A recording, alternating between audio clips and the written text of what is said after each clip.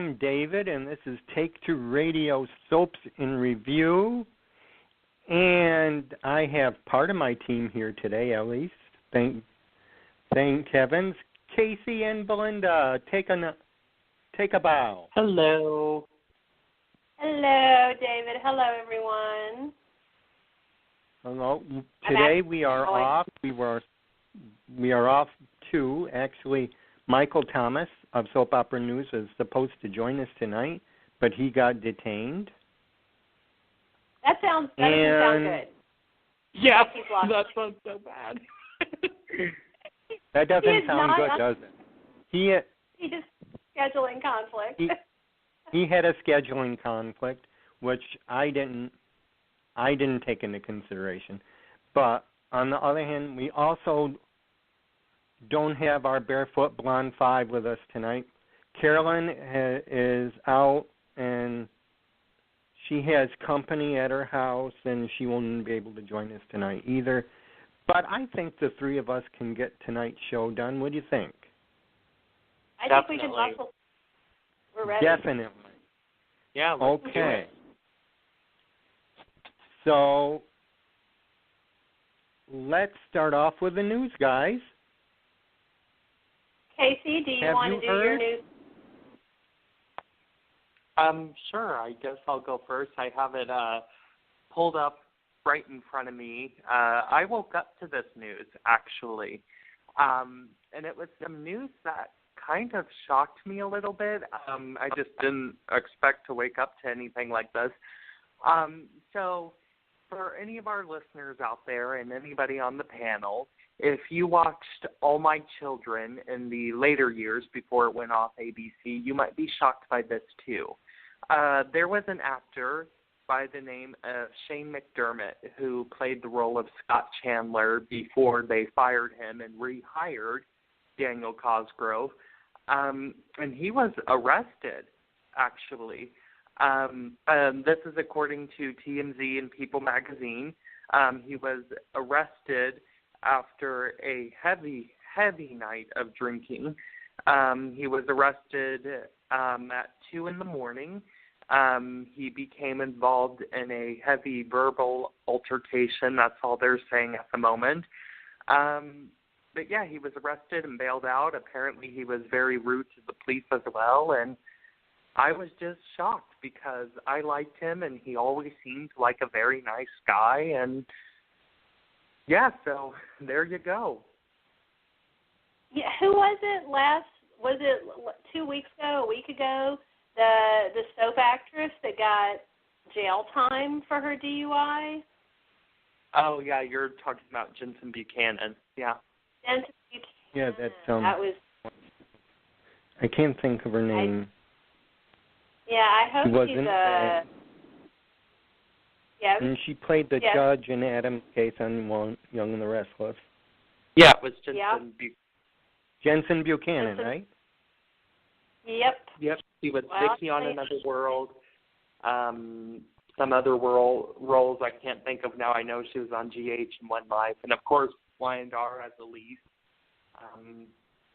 But yeah, so it just seems like now we're getting all these soap stars arrested for drinking. At least they're not Harvey Weinsteining, so, you know. Oh, geez. Well, I don't know. I could spend a little too much at the bar, but, you know, knock on wood, we're not going to have any news on any of them Harvey Weinsteining. I've now made that a verb. Did you have Casey, or was that your item for your own? I have, and Tamara Braun's first air date for GH was revealed, but I'm sure you'll take that away, so I kind of saved that one for you if you have it. Well, I have like a whole pile of stuff, and I'm also, for anybody who wants to play along, I'm also going to be doing news items from Michael's site, from soapoperanews.net, because Michael always stays right on top of everything. He is just a great news source. So if you don't go to his site, you should, because he is always on top of it. Let's see, we've got the 52nd anniversary of Days. Woo-hoo. Is that? Yeah. Huh? Yep. That's Number true. 52. That's 5-2. That is just amazing, and with the way Ron Carlivati is going, hopefully it's going to stay great. But when I saw the 5-2, because I'm obviously a very new watcher, I was just like, wow, okay, that's amazing. In addition to Tamara Braun coming in her new role, and I think it's like November 22nd. I don't have the date right in front of me. Yep, you're correct. But, huh? You're I'm correct. November 22nd. Yay. Kimberly McCullough is also coming back soon as Robin, and Bradford Anderson, because obviously one or more of the Jasons needs Spinelli around. Spinelli's going to be in overdrive because he loves them both. He'll probably just explode orgasmically to have two of them there. And Robin is back, and I think she has a lot of things to answer for because she obviously knew about some of this. And Kimberly McCullough had hinted that she was going to come back, and it's confirmed. Over on Young and the Restless, Laura Allen is done as Juliet Helton. She kicked the bucket in childbirth today, which I thought was under contract. But then, Mal Young just took over as writer, and I think that he didn't like the way that story was going, and, so now she's dead, and she's gone. I have a question for you. Okay. Is Darnell Kirkwood on his way out too? I don't know. I get the feeling, nothing's been confirmed that I've seen, but I definitely get the feeling that he is. Mal Young talked in a recent interview about he wants more Neil, more Devon. I mean, obviously there's still baggage there with Hillary. Hillary's going to be back with Devon. Mariah is going to be doing lady stuff. So there's not really a lot of room, I don't think. And with killing off Juliet and leaving Kane with the baby, they left it wide open for, the Lily reconciliation. So I definitely got that feeling, particularly today, but no confirmation yet. Dynasty got picked up for a full season. That's outside of our core floor, but I was really excited to see that because it's a good soap. It's soap. If you're not watching it, even if you never watched the old one, you don't have to. It's great. Over on GH, Chris Van Etten started 2 days ago. He started on Tuesday, Wednesday, as Nurse Amy's brother, Chet Driscoll. This was a real nice piece of casting, and then it landed right around Veterans Day. And he is a wounded warrior. He's ex-Marines, and he's a double amputee, and a really good-looking guy. He's a jockey underwear model, and he looks really, really young. He's got a baby face, but he's actually older than he looks. I don't think he's done a lot of acting before, so you could kind of see some nerves, but I hopefully he'll, fall into it more comfortably soon. But as a fellow veteran, I loved his casting, and I was glad to see him start. Other news, GH adjacent news, Kelly Monaco was over on Dancing with the Stars, performing with her BFF, Cheryl Burke, and Cheryl's partner, who's now been voted off, Terrell Owens. But that wasn't even the big news. The big news was Billy Miller front and center in the audience, and that sparked speculation because everybody's always thinking that they might be dating. But then Kelly also shared an Instagram photo of Billy in her dressing room. It's like a trailer, and he was there hanging out, and he let her take a picture, and he let her post it, and everybody's hoping for that IRL Jay Sam thing or, Jake Doe, whoever he is now. Cassie DePaiva was back this week on days and hit the ground running hard. She's doing wonderfully. Let's see. I think that's what I have right now. If something might pop up in my brain while we're talking. I think you covered it all. that was just a big blast download. Oh, wow. All right. That's the news? Yeah, I'm that's sorry? the news. Yeah, that's the news as we know it. Oh, well, that's very good. Thanks, guys, for filling in. So are we ready to get into our soaps? Yep. Let's dig in.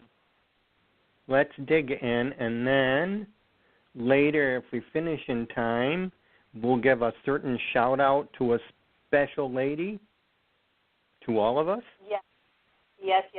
We need to definitely shout that loud. Yeah. Can we? Are you guys okay if we start with Young and the Restless? Because I have a burning question. Okay, let's go for it. All right, my burning question is, does Mal Young own a calendar? Does he know it's November? Does he know that's when we do sweeps in the United States? Now, there's I think he's question worth pondering. Do you think he's not doing a sweeps month? I'm being snarky, obviously, but they're killing Juliet, today, tomorrow, tomorrow in U.S., today in Canada, but killing off probably one of the most hated characters on the show that no one cares anything about isn't like, killing Adam, and the sex ring story is painful and it's dragging on, and Dina's she stabs Nikki with like a pilfered fork tomorrow. I just feel, compared with like what's going on Days right now and GH and even on Bold, Young and the Restless to me is asleep. Do you guys disagree? I'll jump in. And everybody knows Belinda and I talk YNR like crazy. So here's my take. He rather took the first 3 days good, I thought. I don't know. Maybe, I'm sure there's going to be ins and outs that, we're all not going to agree with. I'm keeping an open mind. But, yeah, I do follow you. Yeah. What do you think, Casey? Are you with me? I think this is going to be Casey versus the world over the Young and the Restless. YNR right now is actually my favorite soap as of late. And what about it? What do you enjoy? I think this is a very classic November sweeps month as well. I enjoyed the explosion. I liked B&B's explosion better, but we'll get into that later. But I feel the stakes again. I feel the danger, which has not been there in quite a while. And he got rid of Juliet, okay, and you mentioned she was a hated character, which she was. So he got rid of somebody none of us liked. And then he made Jordan a villain, which I think is who Jordan always needed to be. He really was doing nothing up until this point. Mal Young has made Hillary the mega bitch that she used to be, which has greatly been missed in my eyes. I've really been enjoying it, and I like the faster pace. Phyllis is Phyllis again, because what Phyllis did helping Hillary out and distracting Jordan is classic Phyllis. And the fact that she was going to go to bed with him before Billy banged on her door, I'm like, hello, 1993, all that's 1993, 1996 rather. Is this Michelle Stafford? I mean, really, Phyllis is Phyllis again. Everybody is their character again. And I just get this vibe that it is the Young and the Restless, and I'm loving it. Okay. I do see what you're saying, and of course I respect your opinion.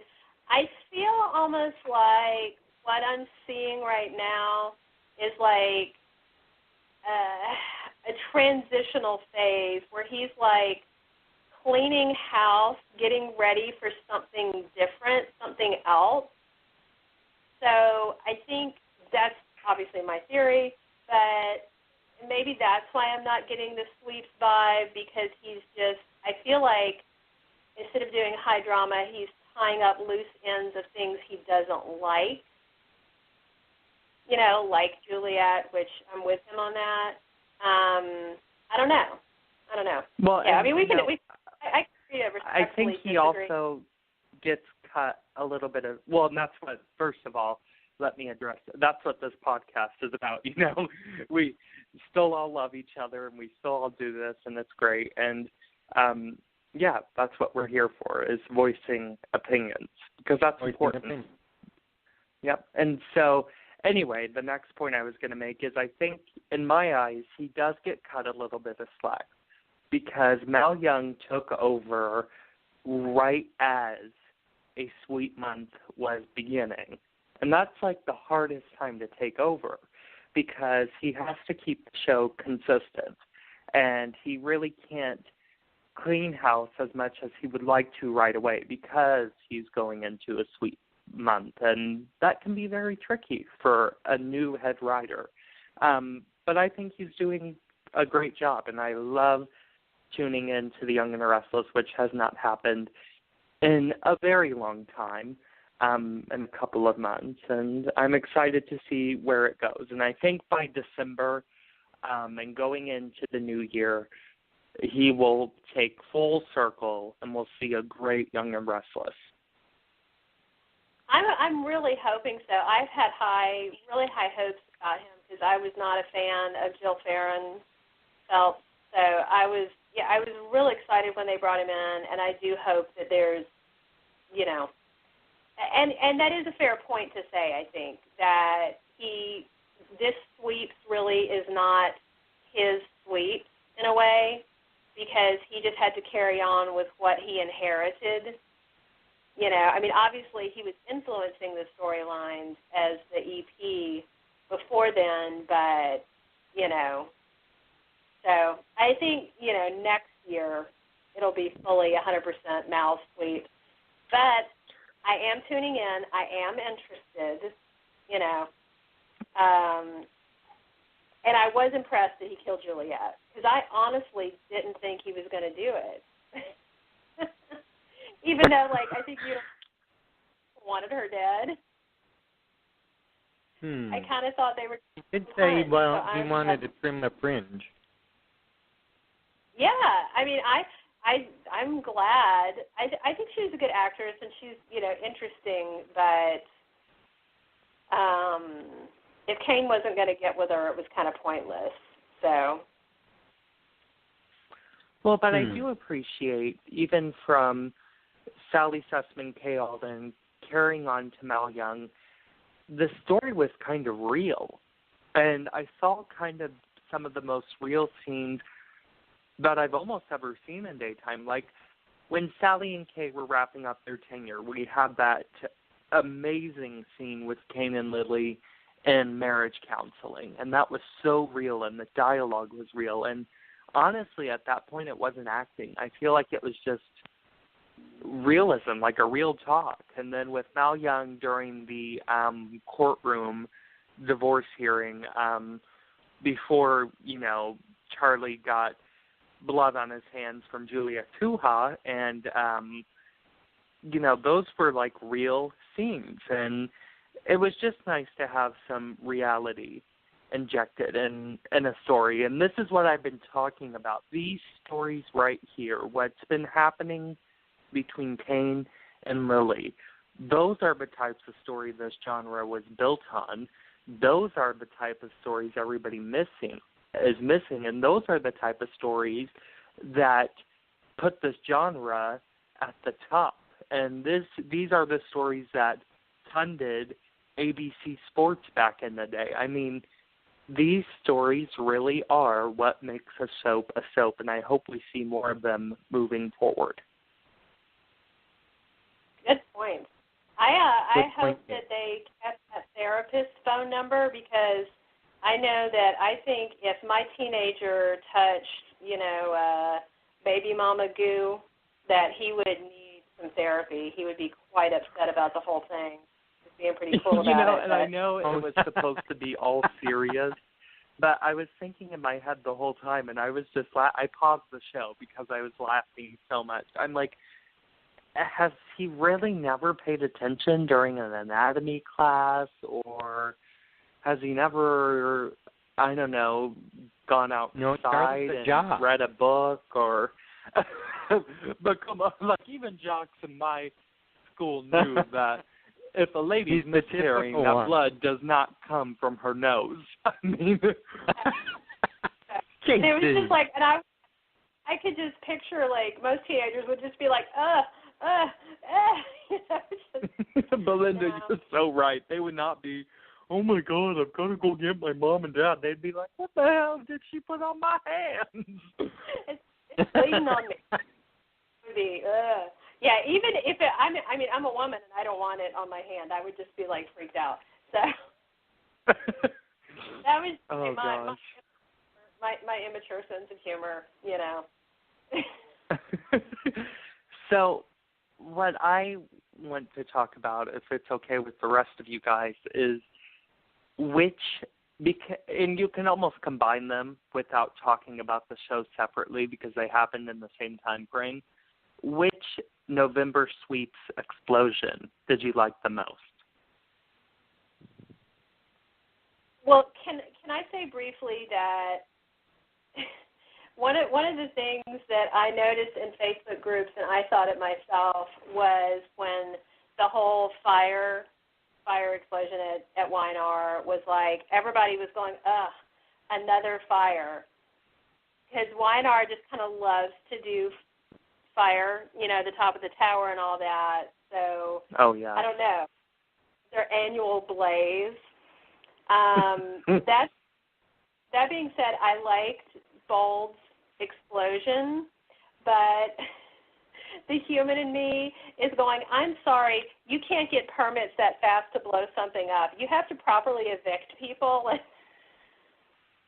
But I did like the explosion. You know, that I could live with, because when people do that, it reminds me that they have a lot of money. I don't know why, but that's one of those things that say to you, oh, they have a lot of money and they can get that if they want to in a heartbeat. And yeah.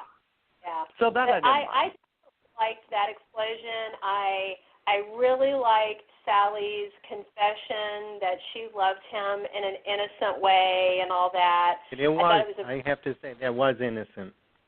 It was very sweet, and the kiss was very chaste. I mean, they legit thought that they might die, and it was like a last bit of human contact. And, of course, you know, Steffi's going to go be a skank and bang Bill, which I'm real excited about. Me too.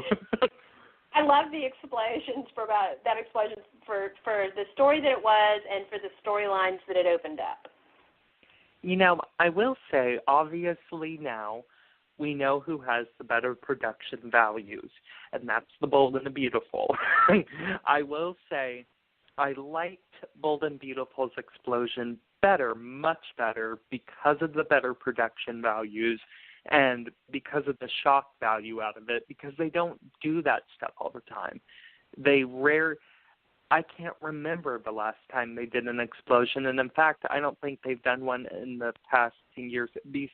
And I'm not calling Sally's one a couple months ago an explosion because it was more of a fire. So, I mean, you can't call that an explosion. But The Young and the Restless, I cared more about what happened to the characters, and that's probably because I've been following that one a lot longer, and that's my favorite overall in soap history. So, Young and Restless, I gave more feeling about the characters, but Bold and Beautiful, I had 3 episodes saved up, and I watched them back to back. And I just loved it. I was so with the story, and I felt the danger, and I loved the production and camera angles. And so shout out to Bold and Beautiful. Young and Restless, I guess you can have a shout out for good writing, maybe. I don't know. But yeah, I preferred Bold and Beautiful's explosion. Well, I legit expected it to be. Now, they did get me on Weinar because I thought it was going to be Nick, who left the lit pumpkin in the empty bar, which of course makes no sense. But the one thing I really need to know is how did Ditzy Dina get to the underground to burn it down? I mean, obviously she's got dementia, and having had someone in my family with it, I actually like that they did the firebug thing because that is like a for real thing with Alzheimer's and dementia, is there's a fascination with fire and like the stuff that she's doing where she's healing things and all that. But is the Abbott Mansion next door? How old is she? 85? How far did she walk? In her 70s. Alba to turn into She's an in her arsonist. 70s. I think is she? she did walk there, and I think they wanted us to suspend a little disbelief with that, which I'm fine with. Everybody had a problem with it, but I was like, seriously, this is what you have a problem with? If you want to complain about this show, come back with something that means something. I can suspend disbelief, and I think daytime fans have forgotten how to do that. But yeah, I'm like, she walked there. A seat for, yeah. That's what I was saying in group. She I didn't was go like, there intending to set fire. Huh? No, of course not, right? because she didn't even know it was happening. No, because she didn't know what was going on. And, that is so real. My great-grandmother had Alzheimer's, and we always had to deal with Down syndrome, and, it's real. And Weinar is telling a fascinating story. I'm sorry we all know the end already, the end result, because it really is a good story. And they're hitting all the key points. They're taking their time, and they're hitting all the key points up to her stealing, which that is so real. It's really a well-written story. I like that Dina set the fire. I like that the promo fooled us. It's a wonderful written story, and kudos to Marla Adams. My goodness, she is knocking it out of the park. She is right now my favorite actress on that show, right? Not of all time on that show, but right now, she's the best actress on that show, and she's showing all these people up, let me tell you. Oh my gosh, she is, and her mouth right now, the stuff she's saying to Nikki is like, because she just doesn't have any impulse control, so what I love about it is that's what she really thinks, She's saying what she feels right now. Right, and she's lost Definitely. that impulse control because of the illness, but she means what she's saying to her, and, honestly, she's not necessarily wrong about some of the stuff she's saying about Nikki. When she went on Gloria, I was like, my God, Gloria just got roasted for all the right reasons. Because I'm glad, I know Dina's not meaning to do it, but she's really become the voice of the fans and what we think about these characters. I swear, Mal Young has joined about 6 Young and Restless groups, and he's just going through what us fans post, and he's finding a way to write that in scripts. Well, I loved it, and I loved watching Glow just about ready to have an aneurysm, and just Nikki, and just everything. I think the stabbing is at the point where they're going to go, maybe Mom needs to go to the doctor.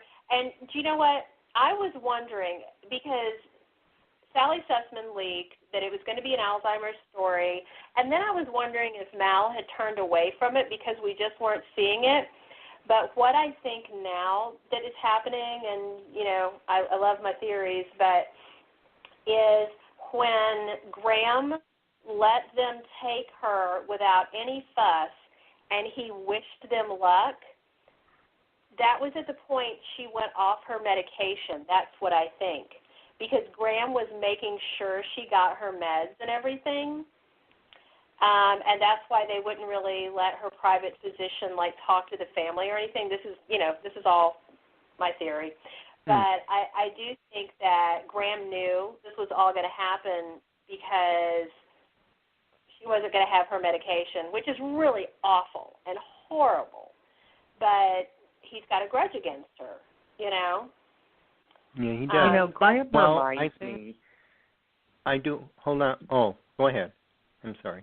Graham reminds me of almost like Adam Carrington from Dynasty. Like, he wants to love people so badly, but they piss him off. Like, on Dynasty, Adam wanted to love Kirby, and Kirby didn't let him, so he raped her.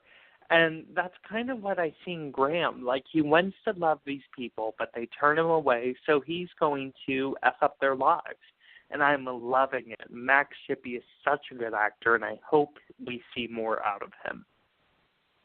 I do too. I love him, and I really hope he turns out to be somebody's son, Victor's or John's. I don't even care. Just somebody that'll keep him around. Somebody to connect him to the campus. Yeah. So and I love that he's in. I actually tweeted him the other day, and he retweeted me. But I love that he tweeted you back. He tweeted you back. Yeah, I love that he's embracing, and I told him this Graham Cracker, what everybody keeps calling his character, and he's been hashtagging and calling himself Graham Cracker, so he's totally owning the diss. And I just think it's so cute because I really like him, and I know some people don't, and they think he's awful, but I love him. He's having so much fun with this job, which to me comes across. And I think it comes across to the fans not only when we see him on television, but on Twitter. He really pimps this show out. He really loves this show. And that is what I love about him the most. You know, if you take acting out of it, it's just that he loves the show and he loves being on the show and he loves and adores Marla Adams. And it's just so sweet. And I really hope Wyndarr even signs him to a contract because really there's so much for this character to do. And why not keep somebody that loves the show they're on? I agree, and he does because he loves posting backstage things, and he always shows. Usually, it's like when there's a particularly edgy episode where Graham's been like super shitty to her, that he like posts a photo showing them smiling. Like, yeah. For people know he's really not into elder abuse, you know. But, yeah, I am surprised. I mean, that they found that right away that now that Dina is better, that he can't control. He loses control because she has her mind now. Now it is elderly abuse. Yeah, well, I don't think she's got her going mind again. Not after this week, so. But yeah, there's good stuff going on. I'm definitely interested to see what Mal has planned. I'm still a fan, you know. I want to see him bring – I do think, like, Casey, like you mentioned about the things that are more real. I don't really watch UK soaps. I don't actually know where I could watch them because I probably would because I love UK TV. But one of the things I had read about UK soaps and what I've seen just when you look around the Internet is their stuff is more gritty and more real. Like, they don't have – everybody's not rich and polished and perfect on their soaps like they are on ours, you know, that they do grittier stuff. And I find that the UK soaps are like how soaps were for the U.S. back in their heyday. And I mean their real heyday. Their heyday came in the 70s, and that's the truth. The 70s is when they had their highest ratings. The 80s were when networks made a soap every 5 seconds, but the 70s were their real heyday, and that's kind of what UK soaps stick to is the US heyday. And I love watching UK soaps. I have watched Coronation Street now for 7 years, and I love watching that show every single day that I can. And so if it's kind of adapted over at Wyndarr that we get more real stories again, then I'm fine with that. I know a lot of people are scared that he might add some British storytelling flavor to Wyndarr, but I'm like, why are you scared when British stories on our UK soaps are what were happening on our US soaps just 30 years ago when they were at their most successful. Like, I don't have a problem with that. I think it'd be great. I'm a huge fan of UK TV and European TV in general, but that's just one thing I never have watched. So I'm excited.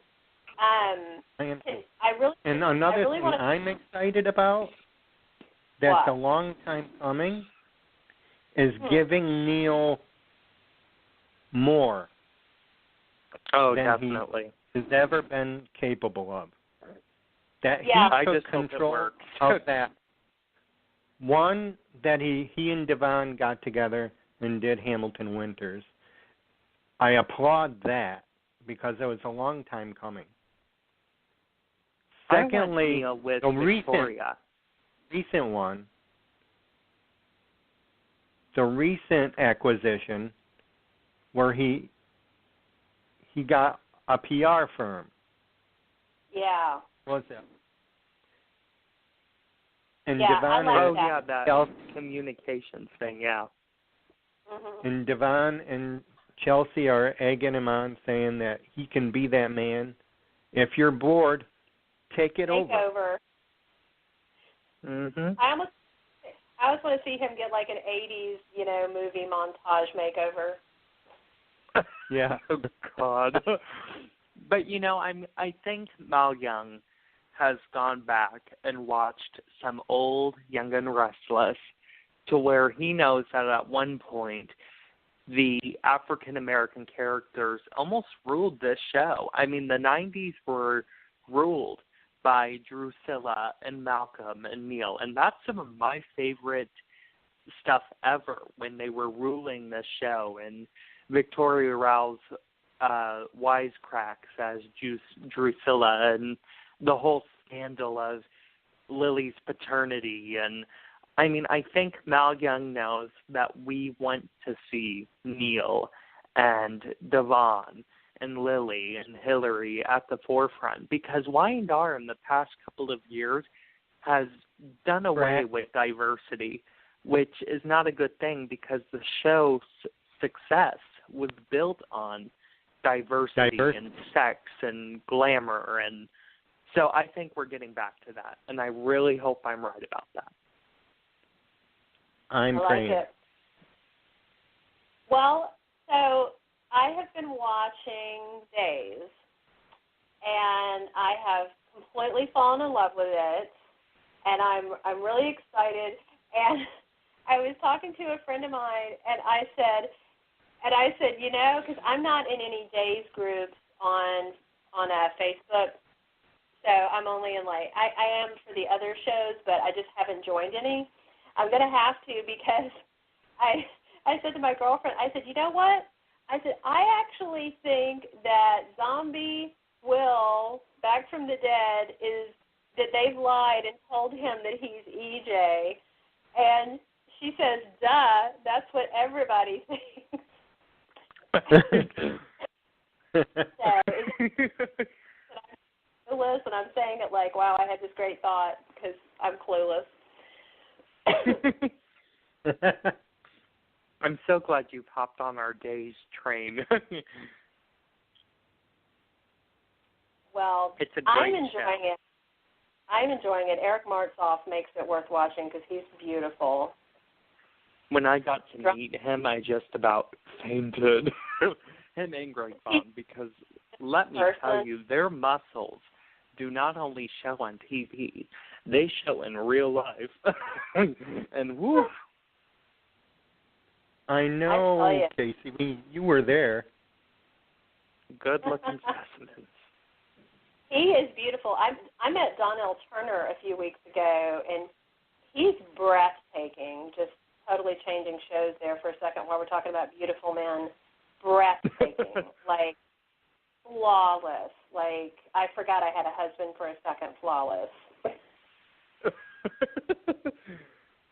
For a second. Oh, Belinda. So, anyway. yeah, so over to Zombie Will, because I know Paul saw him and was going to keep the secret, and then he's going to do the right thing, which is nice. I like Paul keeping the secret, and, that's real. Like, Paul,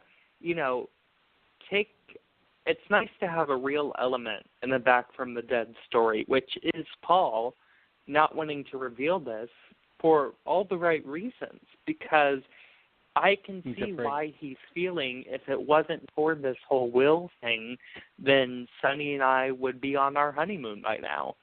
And so I'm actually in support of Paul because I can understand where he's coming from.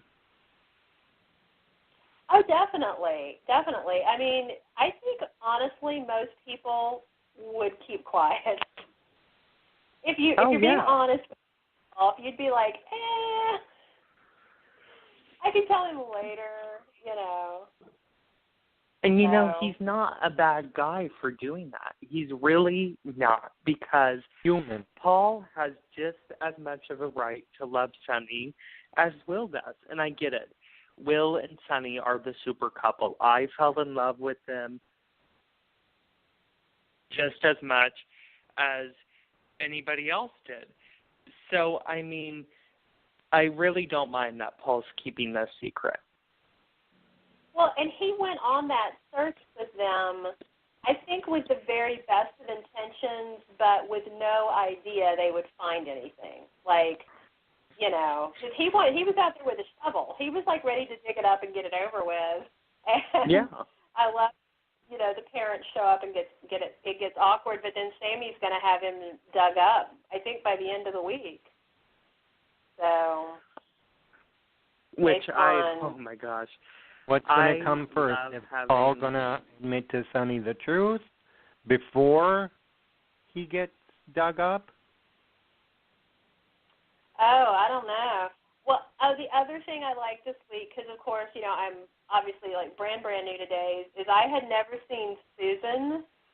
And you haven't. Okay.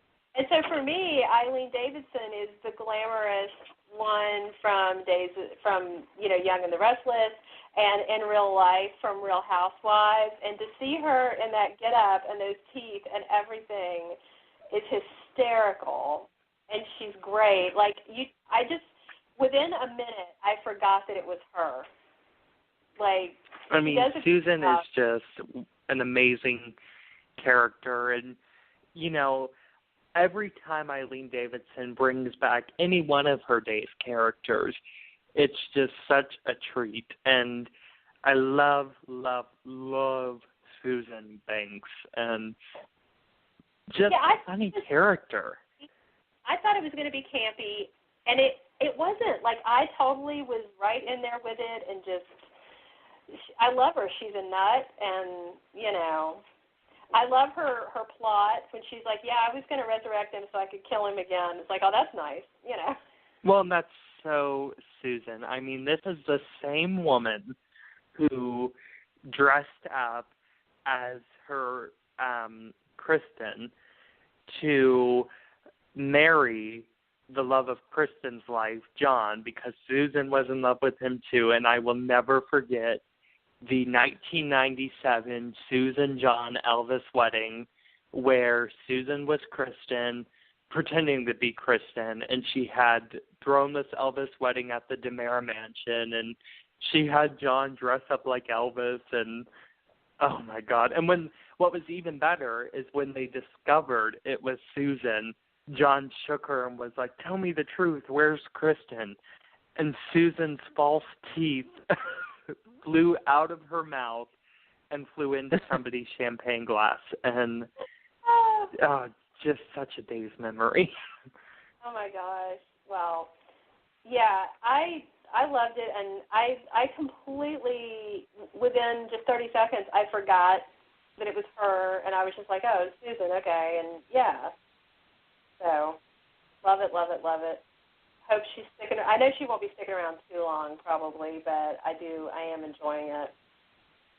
Well, this is why Ron was the perfect fit for this show, because Days has always been the crazy soap since its heyday. And what's even crazier is Ron Calabardi, and I get that James E. Riley vibe from him where you're going to give people entertainment galore plus, you know, an emotional story. Like this Will story is entertainment. And then the emotional side to it is a mother searching for her son and a man searching for the love of his life. I mean, it's a great story. The whole show's great. I absolutely adore Days of Our Lives once again. Well, I'm really enjoying it, and I'm hooked. So, we got Belinda on Days. Chalk one. You did. I'm hooked. Now, the other thing I want to talk about, I want to flip over to GH for a minute, and this Two Jasons thing, I came into it full of doubt and trepidation and pre-hating the whole thing. It's like annoyed because I like Billy Miller and annoyed because I hate Resurrections and just all kinds of bitchy about it. And I am really enjoying it. I think I have to credit the new writer, Chris Van Etten, not to be confused with the other Chris Van Etten now on the show. And I think they're doing it very fast-paced, which has been really surprising. Like, they're just like bam, bam, bam, and the Jasons see each other and this and that. And, you know, under a different regime, under the Jelly regime, nobody would have seen him for 8 months. You know, he would have been living in Ava's closet and blah, blah, blah. So I hope that the ratings reflect it. And I think some people got turned off and, like, literally turned off the show, but hopefully they're hearing the good buzz, you know, and will come back. But I think they're doing a great job. My question to you is,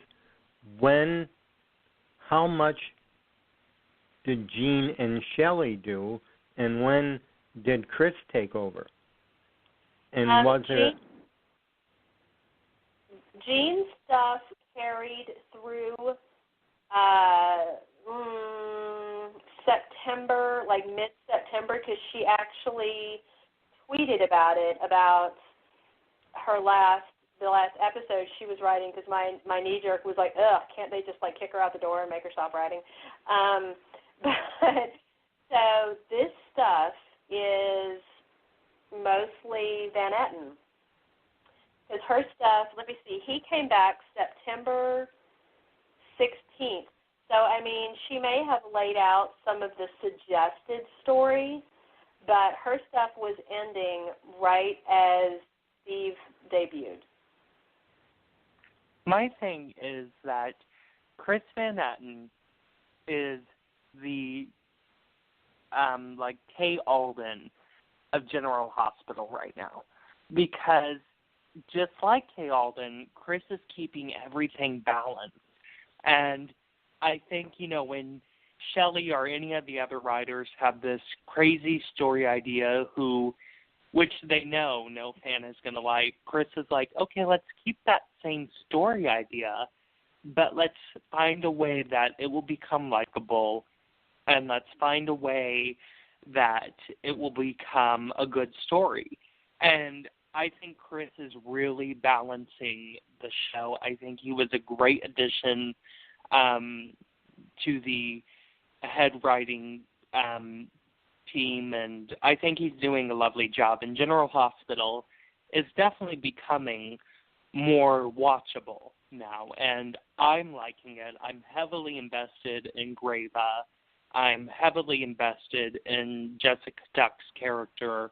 It's a great show. Again, there are still some things to fix, but out of 5 stars, I'm giving it a 3.5 to a 4. I agree with you. I think this is one we can definitely see eye to eye on, where, you know, obviously there's always problems, but even today, did you watch today yet? Yes, I did. No. Oh, okay. GH, yeah. Well, so, a lot of people really hate now I don't hate Nell, but I feel like they can't make up their mind what to do with her, and so they just keep like throwing all this crap around, and they keep changing her character, you know, because before she wouldn't spy, and then now she's taking pictures and she's trying to blackmail and all this. But today I loved that, you know, she got called out by Nina and Valentine, that the blackmail got rejected and that she got fired, because I wrote earlier today, and I really do, you know, I think this is going to happen. I think that Jessica Tuck is about to get, Cassandra is about to get her hands on Nell, because Nell's going to be so desperate for money that I think she's going to fall in with her, and I'm real excited about it, because I want them to embrace making her a villain. I think or just kill her off. Huh? Or just kill her off. Right. Well, but see, that's the thing. Putting her in with drug-dealing Cassandra totally sets the stage for her to get murdered, which is fine, you know, or she can have an overdose, or, you know, and the other thing I really like about this, and I also wrote this week, is when Will DeVry did an interview with Michael, and he mentioned to Michael that when he comes back, that Sonny and Julian were going to be in an alliance. Now, this is what's interesting. I told you guys that he really ticked me off at an event I was at. He told me, he said that I wrote something in an article that he never said. And he basically, I think he got in trouble for what he told Michael about the upcoming storyline. And but this is what's funny. He said he actually used some bad words with me. He was not a gentleman, and he said that he never said that. And anyway, Michael sent me the interview. Will DeVry did the interview on like direct message on Twitter. He wrote it out himself. So, anyway, and, you know, time, what? Real quick, I just want to defend you there, because I know you report honest stuff. Like, when you report news, you fact-check your news, and you even come on this podcast with receipts. So how dare Will DeVry do that to you? Because I know for a fact you come with the truth. Well, and see, that was the whole, I mean, there, you know, I do publish posts where I speculate about future plots, but when I do, I say, will this happen? This might happen. You know, it looks like this is going on, and I never say, you know, Bob's going to die unless I know for sure Bob's going to die. But he, you know, he like verbally attacked me. He dropped F-bombs on me. He was a total tool bag. Anyway, but so what's funny is, because I went back, because Michael is a great resource, and I asked Michael, I told him about it, and I was like, you know, and Michael sent me the interview, and I was like, okay, I think my guess is that he probably got in trouble with the show and then tried to say that he didn't say it. Maybe he was drinking when he was filling out the questionnaire. I don't know. But anyway, but even so, at the time, I was like, what in the heck would make Sonny and Julian ever team up? And now I know, because they're going to have this common enemy, because Jessica Tuck is going to, you know, she's bringing all these nasty drugs to town, and they're going to have to, because, you know, they're good gangsters. They don't deal in drugs. Oh, no, never. Awesome. No, they don't deal in drugs. They don't deal in hookers. I don't know what kind of crime they're in. I think they're maybe pirating movies. I'm not sure. It's the most benign criminal operations ever. They're the people who put up illegal links to our soap operas. There, we caught the culprit. They run Daily Motion together. That must be what it is. I don't even know, because it's so funny, because they're like, oh, no, we don't do drugs. And Sonny's out of the hooker business, you know, after Karen died and all that. But at any rate, with all this, I definitely see how Julian and Sonny are going to team up when he gets out of jail. And I also said recently that I really think that the person having Julian beaten in jail is her, because I think she needs him to be weakened so she can take over the Jerome, organization and use their assets and territory and stuff. That's my I'm loving Jessica Tuck as this badass, and I'm loving her back in daytime, first of all. And I think Cassandra, I'm glad they're giving her something to do. She's not your average day player like that stupid Dr. Klein person who that guy can't act. So, yeah, I'm glad they actually hired a daytime vet that they're writing a character for. And see, I don't know her from daytime. I know her from True Blood, where she was Nan Flanagan, the voice of the Vampire Authority, and she always showed up in pearls. And I loved her in True Blood. Yeah, she pretended to be the good vampire, but she was a total badass and everything. But she was the vampire that was supposed to make everyone feel comfortable because she dressed in sweater sets and all that. And when I saw that they had cast her, I was really, really excited. So I'm surprised you don't know her. She goes from back as far as One Life to Live. I think that's when they first brought her out. She was She was Vicky's daughter, Megan. Yep. And get this, she's also Chad's mother on Days. Oh, really? Yes, she is. Yeah. Yep, Madeline. One Life to Live is what she's most known for, because I think every One Life to Live fan cried if they've ever seen Megan's death, or if they even watched it on TV, because Megan's death was one of those pivotal moments in One Life history, and Jessica Tuck just acted her ass off, and I'm so glad she is back Belinda, on daytime. I would identify with that character very well, because Casey, correct me if I'm wrong, but didn't Megan have lupus? Yes, she did, and that's what she died from. That was she died of. I have lupus, and thankfully it hasn't killed me yet, but it has people in my family. That's a great story. That's a good illness. They don't use it very much. Well, they stretched this story out. This was 1992, so this was back in the day where character-driven stories were still being told. And if you talk to any One Life to Live fan who watched during that time period, they will tell you how much that character's death hurt because it felt so real, and how well that story was written. It was truly a gem, because from 91 to 94 was the best era of One Life to Live. It was Linda Gottlieb as executive producer, Michael Malone as head writer, and they just did this beautiful story. And, oh, God, it sends literally shivers down my spine. I'm getting goosebumps just talking about it. I may have to go find that on YouTube and watch some of that. I love that they did a real disease. I mean, usually on soaps it's cancer, or it's something something bizarre that most people don't have, or And speaking of cancer, Kathy DePaiva is doing a great job.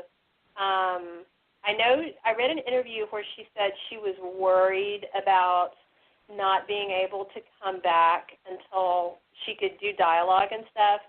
I don't know how much you guys know about what chemo does to you. I didn't know until my mother had cancer. But there's this phenomenon called chemo where it fries your brain because it's poison.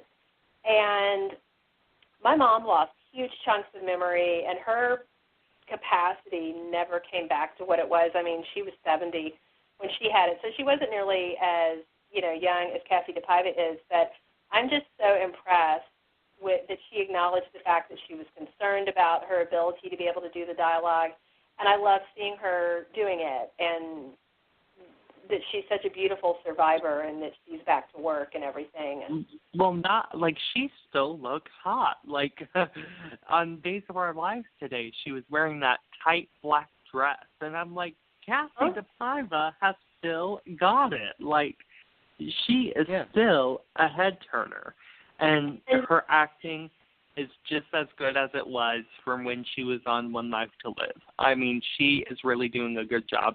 And honestly, we in this podcast, and I think I can speak for all of us on this, we are not just saying this stuff because we're enormously grateful she fought the battle and won. We're saying this because it's true. She's kicking ass. She really is, and because, I was looking at her today, and, the shorter hair and everything, obviously, because it's growing back in from the chemo and all, but that wasn't, foremost in my mind, I just thought, gosh, she looks great, and she's doing great, and then almost like an afterthought, like when an ad break came on, I was like, gosh, she has really won this, so it wasn't, first and foremost in my mind about, her battle and all, because she's flawless right now, absolutely flawless. Without a doubt. And I wonder if there is talks, and of course this has been speculation for a long time since we heard she was returning, I wonder if there's talks to at all sometime in the future add cancer into Eve's storyline. Because they did that with Colleen Zink on As the World Turns. When Colleen Zink got diagnosed with oral cancer, she went to the writers and she was like, can you work this into Barbara's storyline? And they did, and they wrote it beautifully. And it was just great awareness. And Colleen Zink was at cancer events, and she was there, and she was really in the front lines trying to find a cure, and she still is. And so I wonder if they're going to do that with Cassie DePaiva. I think it would be great, and I think Cassie DePaiva would be an amazing person to really bring her real life to the forefront, and while still maintaining entertainment and education. I would love if they did that. Would love it. So, but she's killing it. I love that they brought her back. Because obviously I'm new, but I still know about Deimos, and I know the murder mystery. And I love today with Victor telling Brady that he was PUI. Was it planning under the influence? Oh yeah. That was classic. Cause, it That's was. classic He's like, you use the same evidence to nail Nicole and her, and he was like, oh, duh. So it's there's good stuff happening on there. So, and here we are. We wound up back on Days. So. You know what I noticed? Flipping back over, let's segue really fast back to General Hospital.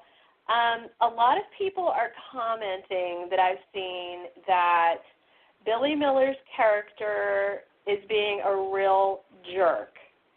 And taken by itself, yes, I think his character is being a jerk, but I don't think people are necessarily thinking through how they would feel if that happened to them. I think they're writing him very realistically, know. It is well, a threat to him in his marriage. I think fans are forgetting that there is another man in this equation here. There is another phenomenal actor in this equation here. I am not, and, I'm saying this for the 100th time to really drill it in. I do not mind the storyline that's going on. But what I mind is all the behind-the-scenes stuff that is going on. I mean, why is Billy Miller not getting the praise he so richly deserves for making this character work for, what has it been, 3 years now? I mean, it's great to have Steve Burton back in his home, and I get why fans are so thankful for having him back. But don't act stupid, and don't forget about Billy Miller, because Billy Miller has acted his ass off in these past 3 years to make it look like no time has passed for the Jason character at all. So kudos to Billy Miller, and fans, stop hating on him when there is nothing to hate on. Well, I maybe this is naive of me, but I just don't see the need for there to be an either-or dynamic. You know, it's like appreciating Billy Miller and appreciating his version of the character does not mean that you're betraying anyone. There's nothing to betray. You know, these are all actors and they're different versions. And I do really think exactly they both think that they are Jason. And thanks to the evil Dr. Andre, they both have memories, you know. And did you see, and I should have seen, I knew more news would float up in my brain. Nathan Varney wrote something today. He put out a little message. I don't know if either of y'all saw it. No, I haven't. No, I haven't. Yeah, let me look. He specifically mentioned this whole thing, and he said, he basically was telling people to, I saw it on Facebook. Of course, I should have screenshotted it because, see, this is what happens. I don't have chemo brain, but I just have regular over 40 brain. And you won't have to deal with this for another 2 decades, but it's waiting on you, trust me. He said, I'm checking his Facebook page, the upshot, he said, was that there's a story there for Billy Miller, and there's a reason for both him and Burton to be on there, and basically trying to get fans to just stop shitting on the storyline. Those that are still, I'm going to stop watching blah, blah, blah, you know, Billy's my Jason or Burton's my, you know, that kind of dynamic where people are basically threatening to abandon the show and all that. I have to find this. But anyway, so I'm not threatening to abandon the show because here's the thing. I'm with this show until its very last day on the air. 1, out of loyalty. 2, the stories aren't that bad right now. And 3, you know, with all the soaps being in the state they're in these days, I'm just here for it. But here's the thing. Nathan Varney cannot go out there and tell fans to stop shitting on the show and shitting on the storyline, because then you take away a podcast like ours and you take away the Daytime Confidential podcast, and pretty soon there's no opinion, and you just can't do that. Because us fans deserve an opinion. Yeah, I mean, true. our opinions are the reason General Hospital is still on. Well, but he does things like that, and you know, because remember when he spoke out and was talking out of turn about Becky Harps when she was in her negotiations. I think he was told to pretty much keep quiet on social media because other than sharing posts, he pretty much shut up. So I tend to think he may have gotten a little bit of a slap, but he did. Oh, and I can't find it. I'll find it and I'll tweet it. But yeah, he basically was saying that there's story for Billy Miller, but in a way, the comment to me confirmed what I think most people suspect is that, you know, Steve is Jason Morgan and his 10 years younger twin brother, Drew. Well, then here's the thing. There's not really going to stop the speculation right now. Enough of suspecting which one is Steve is Jason. Yeah. And I'm going to tell you 2 main reasons why. 1, they would not bring one of the biggest actors in this show back. They would not pay him the boatload of money I know they're paying him, and I know the exact amount per episode. I'm not going to reveal it because I've been told not to, but I'll private message you guys. but they would not lure him back to play the supporting role, and that's what Andrew is, the supporting role. Jason is the lead twin, and that's who Steve Burton's going to turn out to be. And another thing, that was number one. Here's number two. If you tuned in for Laura Wright and Steve Burton's live chat on the GH Facebook page 2 days ago or yesterday, they did not deny that Steve is not Jason. Laura Wright read about 20 comments saying, "Oh, how did you like the Carly and Jason scenes?" And at first, Laura was right. Laura said, "I really like them." Oh, wait, you mean the patient 6 and Carly scenes, because he thinks he's Jason. And then she did it again, and then for about the other 8 comments, she was like, "So Jason and Carly." I'm like, seriously? I mean, the cat's out of the bag. Steve is Jason, Billy is Andrew. Get over it. Well, yeah, that's, to me, that I never doubted that, and it's not because I'm some diehard Steve Burton fan, because frankly, like I said last time, I think he went and got some acting lessons, and I'm thrilled, but I have never thought he was De Niro, Yeah. I mean, Steve Burton is a great soap star. That's what Steve Burton is a great soap star.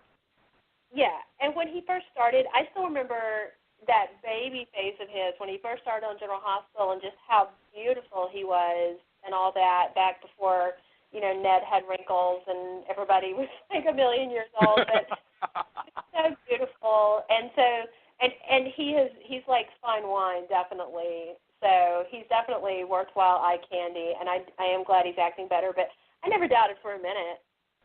I would have been totally open to them bringing him back like they did the thing with Claudia Zaccara and Sarah Joy Brown, but they're not doing it, so it's fine. If they're not going to do that, he's Jason, duh. But I'm enjoying what my comment this morning is. I'm enjoying Billy Miller being pissed off. I'd be pissed off. I mean, Oh, and I would too. He has every right to speak out. And Carly and Sonny, they're like, "Oh, well, Jason's back. Fuck you." And I love that he up today to Sam. He's like, "Yeah, they haven't talked to me because they're douchebags," So, honestly, and he's going to have. And I cannot I think what I like the most about this story is Sam's doubt. I think Sam's doubt is being played out so naturally. I think Kelly Monaco is doing a fabulous job. She's really making me believe that Sam is having this struggle of being pulled one way or the other. And I think, like I just said, Kelly Monaco's the best part of this story, and I love Sam's doubtfulness. I think it really adds a layer to this story. Well, and I like what she told him. It's like she's not going to lie and say, "I don't think he's Jason," but she's saying, "I love you," because she does. Because she and the other police guy were not at a good place when he died. They were talking about stuff, but he still thought that Danny was Franco's, and he was just, it was a rough patch. They were actually going to get divorced, this and that. So this love she has with, Drew is very genuine, and I think at least for now that she's going to stick with him. I mean, who knows what they're going to do eventually. When all this comes out, I still think, Liz is going to be like, "Hey, I heard there's a spare Jason," I think that Steve Burton, Jason, should end up with Elizabeth, and I think that Sam should end up with Drew, because I think Steve Burton has always been better, has always had better chemistry with Becky Hurst. Yeah, I just think they have more of a spark there. I get why Jason and Sam were put together. I get it. It made perfect sense. It came really organically. But I think Elizabeth and Jason have better chemistry than J-Sam ever did. And I know I'm going to get raked through the coals because General Hospital fans, when it comes to couples, it's a fight that everybody loses in the end somehow. But I think Liaison always had the better stuff than J-Sam. Well, yeah, I love them, and I love her with Franco, but because I really like Franco. I didn't like James Franco, but I like Roger Howarth as Franco.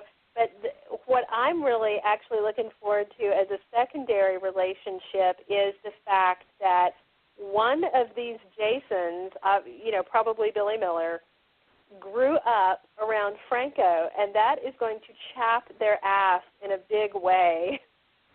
That he is more of a brother to them than the one that looks like him, And I think they're going to play that because Franco's very tormented because he loved Drew, even though they were only together, a few years.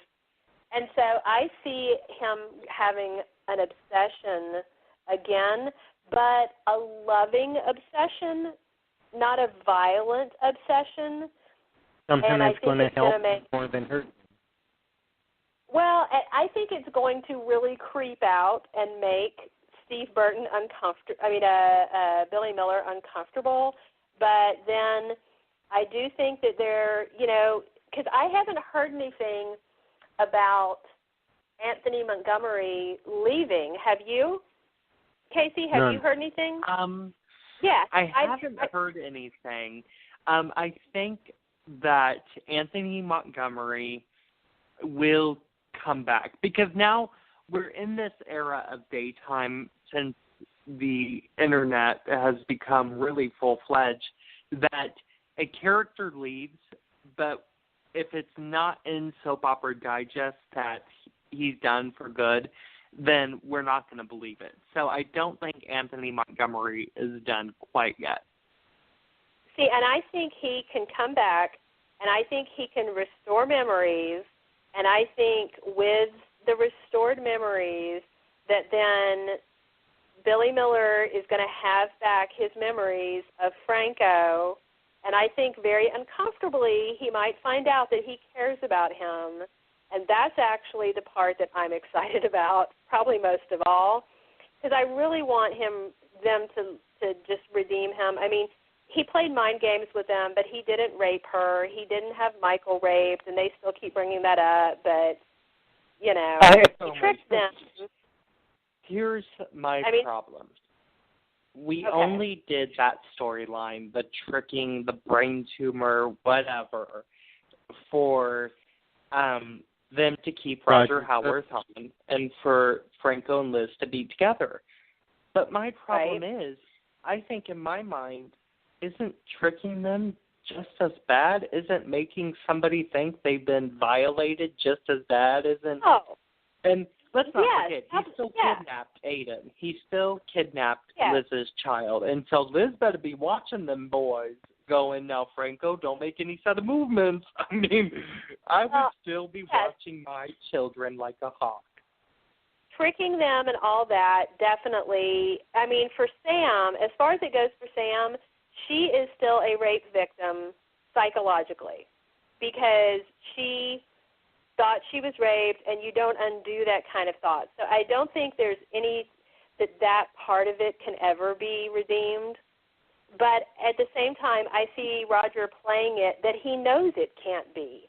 Like, he knows that there's no way to undo a lot of the stuff he did when he had that tumor, but I also think the very fact that he has the tumor is compelling to me because you have to forgive. Jason's a murderer. Billy, both the Jasons are actually stone-cold killers. Sonny has killed tons of people. I mean, so they want. Poor Charles is full of glass houses. I like the way Carly has done it. I think Carly has forgiven Franco in some light. However, she's not going to stop Jason from throwing a punch, So I like how Carly has done it. I love how Carly is being written when it comes to, quote, forgiving Franco. And I think that's how it should be for the whole town. Like, they'll let him work in the town. They'll let him eat wherever he wants. They'll let him do whatever he wants. But they're still going to be on high alert if they think he looks suspicious. Franco reminds me of when the rules at a movie theater play on the screen before the movie plays, and it says, watch out for any suspicious characters. I think that's how it should be written. And I think that's why I love how Carly's being written around Franco. Well, do you know what's funny to me about that, though, was how she was trying to defend her relationship with Franco to Burton, and trying to say that she only got with him because Jason had just died and she thought he was his brother. And it's like, no, Carly for a minute there was crazy about him, knew she shouldn't be, and was really crazy about him. And then, you know, of course, because I was really pissed off with her for cheating on Franco with Sonny, because, you know, Sonny's no prize in a lot of ways and is just as bad as Franco, you know?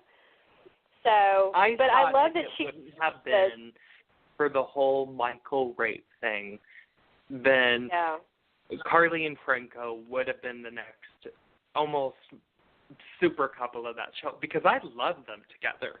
And Laura Wright and Roger Howarth have this undeniable chemistry, and I love them together. And am I wrong in Carly? Wasn't the whole story that he actually was trying to protect Michael in jail? That's what I thought that they called it. It is. I mean, and I know, but then I remember something different where we took 3 months for Michael to even lay in bed with a woman again. And I remember eating dinner and watching General Hospital and having to stop so I could cry when Michael was admitting to Sonny what happened. So that was great. You know, we're and they supposed to think he was just trying to protect Michael now, but he was raped. Absolutely, but they can't, you know, have that if they're going to have that character on the show, because, you know, they don't want not at all. And, you know, they tried to do the same thing with Todd at One Life to Live when Roger was Todd. Which, is Roger Howarth, like, when writers look at him, do they just think rapist? Because first it was One Life to Live, now it's Young and Restless, and I kind of remember there being a time where Paul almost raped somebody on As the World Turns when Roger played Paul. So, I mean, do writers just look at him and think, this is the guy we're telling a rape story with? Because it happens to him all the time. And poor Roger, you know, he probably gets the script and he's like, oh, great. You know, rape. I guess. Yeah. He just takes it and rolls. Huh? He just takes the script and rolls with it. Yeah, he's a professional. I love him so much. So I don't care who he's with as long as he sticks around, because he's amazing. But like I said, I'm looking forward to the uncomfortable and what I think is inevitable dynamic of, you know, Billy Miller having to realize that he was, you know, Franco's snuggle bunny when they were little. So. God. Yeah, honestly, I liked what you said, Belinda, about Roger Howarth. You hope he sticks around. I hope so, too, because I no longer have a problem with him. I did at one point just because of how Liz and Franco were being written in the beginning, and I'm still not a full Liz, Frizz, whatever in the hell their nickname is, fan. But no one I Frizz. Hope he sticks around. I do. I do, and and the one thing I do like about them is people are so judgy about her, and I feel like at the end of the day, when all this, you know, stuff comes out, that she should just march up and go, see, ha, I could have married Jake, though, you know. Yeah, honestly. And, you know, like, I want the thing is, back, you know. is that I hope Elizabeth gets some payback here, because she should be saying, well, now what you gonna do, bitch? Because he is not Jason Morgan. And I really hope Elizabeth ends up getting some payback.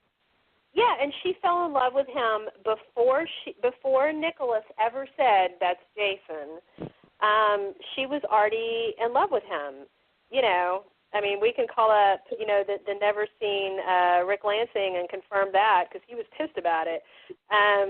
But she loved him for who he was, and then it was almost like Sam fell in love with him when she found out his name. You know. Yeah. So, but at the same time, I do love, you know, the dynamic between Billy Miller and Kelly Monaco and all that. But at any rate, it's very interesting, and I do love the fact that Franco is lying because he thinks Sam's going to think that she hit the Jason lottery and run off, and, you know. It's fun, and it's real, and I think it's what most people would do, you know, because he does love her. And he's also, I like the shame over thinking that he shoved, you know, baby Drew down the stairs, and I think his mom, his crazy... I don't think he did it. I don't think he did either. I think she's just a crazy, horrible liar, you know. And I think, but, you know, I think he might have done it. You know, Roger Howard really took me in those scenes, and he showed me that Franco feels guilty over this, but he also doubts if he does it. And that's where Roger Howard plays this wonderful psychological character. He really knows how to do that. I love that Franco thinks he pushed Drew, because it's getting some damn good scenes out of Roger Howard. Mhm. And you know, it was interesting when he was when Burton was beating on him, and it's like he doesn't want to drop the charges. But in a way, he also wasn't really fighting back, you know? Oh, not at all. Like he could have, but he knew. And I don't think it was a matter of physical fear, because he's generally not scared of anything, even if he gets his ass handed to him, you know, because he's a little nutty. But I think he was like, you know, I deserve this, and he was taking his licks. And I liked that. I respected it, you know? Well, I think this whole Tale of Two Jasons thing will be a great moment to give Franco a real character-driven redemption, because he wants to do the same thing. And, you know, what we've seen the past couple of weeks is Franco is actually trying to protect everybody else. And he's trying to protect Liz and Sam and Carly and Sonny. He's protecting all of his enemies and his girlfriend, of course. And I think that is such a well-written and creative idea to go that route where Franco protects everybody. I think he's even trying to protect the Jasons, you know? Oh, yeah, definitely. Because he knows nothing good is going to come out of this for anybody as far as he can see, you know, that everybody's going to get hurt and... Yeah, and I think he also knows that he's going to be found out and it's going to look bad, but he's taken the risk. Yeah, Franco is just getting hated and hated upon because he won't give answers to anybody. But at the same time, that's part of protecting all these people, because Franco is the only one who really wants to figure out the mystery. You know, Carly just wants to rush to a DNA test. And Sonny is on board with Carly, of course. But Franco really wants to get the real answers first, because you just can't have a DNA test. That's what got them into trouble with Drew. And so Franco's like, no, we're not making that same mistake again. We're going to find out what's really going on here. Right, and, you know, I like to put the actual science in my articles. I get online and I look when I write about this kind of stuff. Not that soaps always stick with the science, but I always like to include the science because I'm a nerd.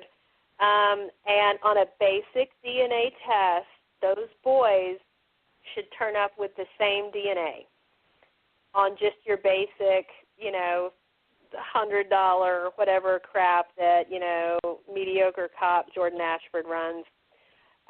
They should turn up as a match for each other, because that's what identical twins do on basic DNA. You got to do a more complicated DNA test. Yeah, you have to run it. Oh, definitely. You have to run it more thorough, not just That's where superficial. Franco knows it's going to get all these people in trouble. So when we get that DNA test ran, and I highly doubt they're going to do that thorough thing because, they want to stretch out the plot a little longer, Franco's going to be like, I told you so. See, I knew this was going to get you in trouble. Yeah, because that way they can go, but how can they both be Jason? And, then they're going to have to bring in, one of the doctors to explain something. Or, actually, no, they can just bring in Kiki because, she's in her first course in med school and she knows everything because she was telling Ava about the mystery Russian protocol. That's what it's going to be. Somebody's going to say, well, both of you are Jason, and then it's going to say, on the next General Hospital. That's exactly what's going to happen. I mean, I can already see it. Yeah, and they can bring in Finn, and he can be like, duh, So. Yeah. Okay, we are on the 8:30 mark. Okay. And let me see. Do the question? Do we have one left? We've done all the shows. No, we did all them all, haven't we? So we could do Casey's questions. We could. Or we could. Casey, would you like? What were you going to say, David? Oh, well, I was thinking if you could bring the Lady of Honor on, see if you can get her to call in. Oh, that's right. Yeah, no problem. Let's see if we can get our Lady of Honor to call in. I think it'd be great to have her. I agree. We need to all tap our heels and wish for her to appear. Yeah. Who's doing the shout-out? Is literally doing a shout-out? Can you do it? I can do it. Let's go ahead and do our shout-out. Belinda, if you want to take it away. Okay, well, Pam. We need to, I know, let's hope she's listening, because I know Pam had an emergency root canal, which, I love to do. Everybody loves to do that. So, but she's supposed to be listening, and Pam, if you are, we need you to call in for just a minute. We promise we won't cause you any pain, but we need to give you a shout-out. You want to give you a shout-out. Let's see if she calls in, and if she doesn't, that's fine. Let's go ahead and we'll reveal for all our listeners something very special and close to all of our hearts concerning our Pam. David, okay. Do you want to? You've got the dates and everything. Why don't you do the reveal? What reveal? About the anniversary. Isn't that what we're doing right now? Yeah. Oh. Okay. It's just because you know the exact. Everybody, I'm sorry. I'm thinking about Jason and Drew right now, and then I'm sorry. Yes. Everybody who's listening. Tomorrow, November 10th, and I believe it is November 10th, 11th, marks Take Two Radio's 5th anniversary. Woohoo! Woohoo! I can hardly believe that we started this. Well, Pam and Dawn started this 5 years ago, and I can. Well, I just want to say thank you so much to Pam, because without Pam, and of course Dawn, mainly without Pam, we would not be here discussing these soaps with you guys. This team would not be in place to discuss these 4 daytime dramas, and all these great, wonderful recap shows would not be here either. And I know all of us on here at Soaps and Review have so much fun doing this podcast when we can, and I know everybody else has fun in the Take Two Radio family. So thank you so much to Pam for starting Take Two Radio and starting Soaps and Review. And it's just amazing, and I'm happy for everybody where this milestone is concerned. And here's to 5 more years and many, many more. Definitely, and I was just messaging with Pam. She is in bed in pain. Bless her heart. So not only for starting everything and keeping it going, but because I'm newer with her, for her evolution and the new and creative show ideas that they're always coming up with and adding. Because I was on the Big Brother show and can't wait to do it again, when Big Brother starts again and when Celebrity Big Brother starts. And her willingness to try new things and to let everybody express themselves and to reach out to the fans is just, it's incredible. And it's a gift. And I'm so pleased to be one of the members. She's doing it at a time where opinions really matter, no matter what format they're in, no matter if you're talking about a television show or politics. I mean, Pam is really on the cutting edge with all of her shows, and I'm just happy to be a part of one where she lets us talk about this crazy world of soaps and all that happens in it. Absolutely. I love it. Like I said, I'm one of the newer members of the family, and I'm proud to say that I was the person that got her first ever, was it a parental warning? I can't remember exactly what it was, her first. Yeah. Yeah. Did I call her first? When we went to Spreaker, when we put you guys on Spreaker for Big Brother, we were marked explicit. That was and God. Because it was funny because I said I started to say a bad word and then I said, "Oh, can I even say that?" And Pam said, "Oh, you can say anything you want." And so I said the F word about 10 times in rapid succession. I guess that was the point, that it became gratuitous. Well, I'm surprised some of our podcasts don't get marked that because, I will say this. I think we all hold back sometimes on what to say because I know we all are thinking the same thing sometimes. Yeah, I think we all have that internal little bit of censorship, but she gave me permission to cut loose, and I did. I behave better now, but it was just kind of funny because then she came back next time and said, "That's my first ever rating like that, right, Belinda?" And I was like, "Oh, my gosh." So, I'm glad you guys are having so much fun with us. Yeah, well, and David, thank you for everything you do, and I'm thrilled that we're all here and expressing our opinions and the voice of the fans. Well, I go back a little further. I knew Pam before Take Two Radio. I knew she was involved in another show, doing the same thing. So, and through one thing or another, she and Dawn just got together and just said, "Well, you can do this, and you can do this better." So, give or take, they put Take Two Radio together, and it has been. And I do remember it because, and if you go back, you can listen to our old clips because they're on thing. Our first guest, and I can't believe this was a riot. I wasn't here for it. Their first guest was Robin Strasser. I love it. From One Life to Live, and I don't know how they I can't remember the facts on how her and Dawn got her, but it was just amazing. It was a fluke. that she says, okay, I'll do it. And I think it was just over Twitter.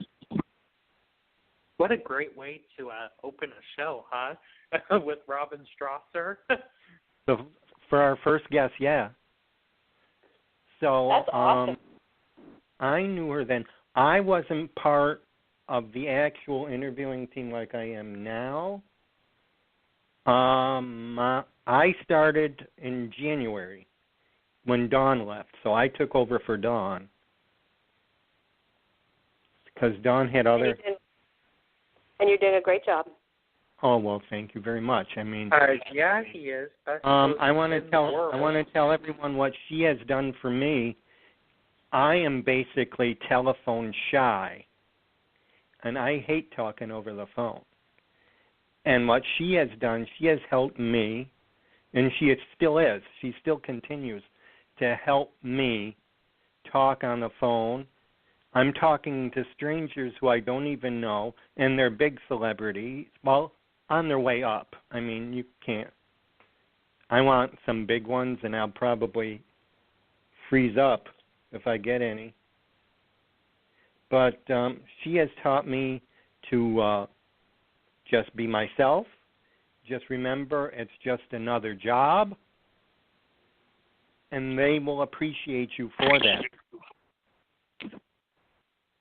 Definitely, and that just speaks to how great of a lady she is and how great little empire that she built is. And like I said, I wish her many, many more years of success, and I wish us many, many, many more years of Big Brother, Soaps and Review, Christmas movie review, all of it. Very much. That will be wonderful. It's nice to be here, and I absolutely applaud what she's done, and I think what she will do in the future. And I hope she feels, Pam, I hope you feel better. I know that you're feeling bad and you'd be on here with us right now. I messaged her and told her to start, that if she was feeling bad, so tomorrow at least tune in at the 8:30 mark to hear her shout out. And if not, we'll tweet it to her. Definitely. We'll tweet it to her in the morning. Yes. So kudos to you, Pam. Congratulations on 5 amazing years, and we look forward to many more years. Woohoo! Woohoo! Yes, and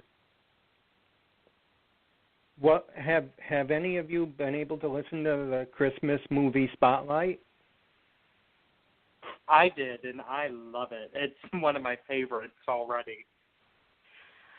You know, I'm going to tune in, and then I know that, see, every time I talk to y'all, I have to expand the capabilities of what I'm watching because y'all got me on days, and I have never watched any of these Christmas movies, but I've been watching the tweets, and I know I'm going to listen to this, and then I'm going to become a Christmas movie junkie also. So I thank all of you for filling every moment of my spare time with new programming.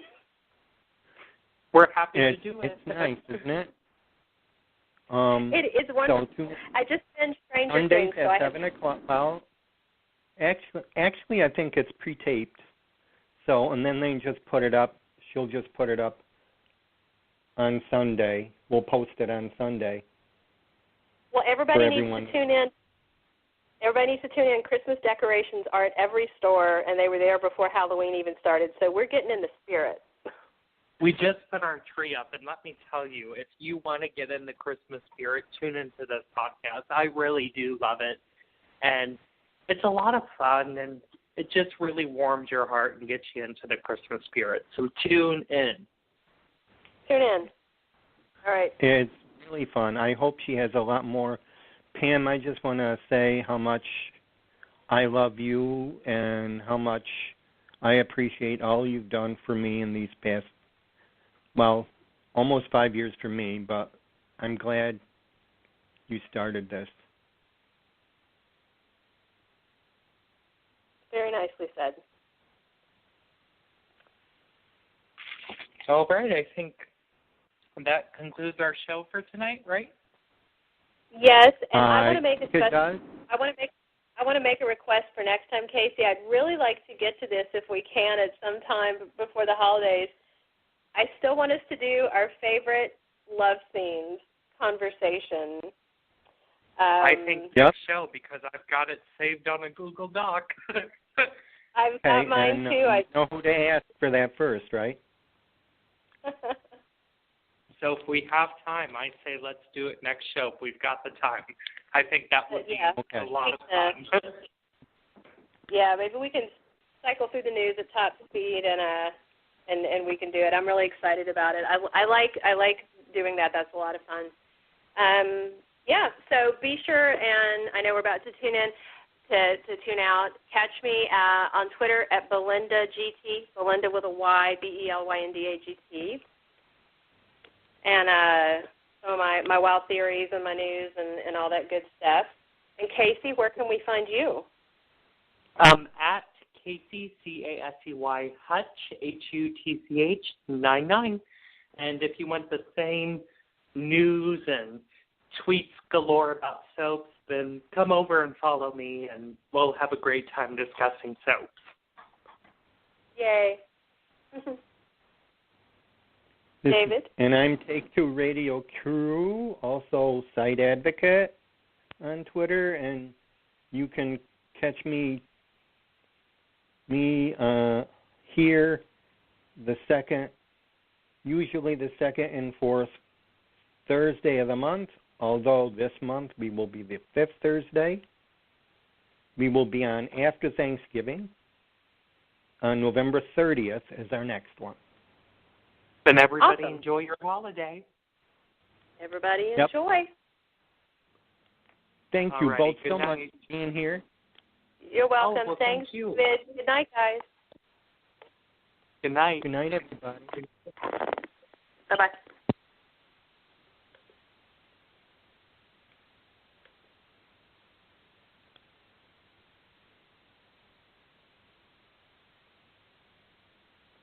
Get connected with Take Two Radio on Facebook or Twitter at Take Two Radio. For email updates on future shows, follow at Blog Talk Radio. For previous episodes, upcoming guests, and more, visit TakeTwoRadio.com.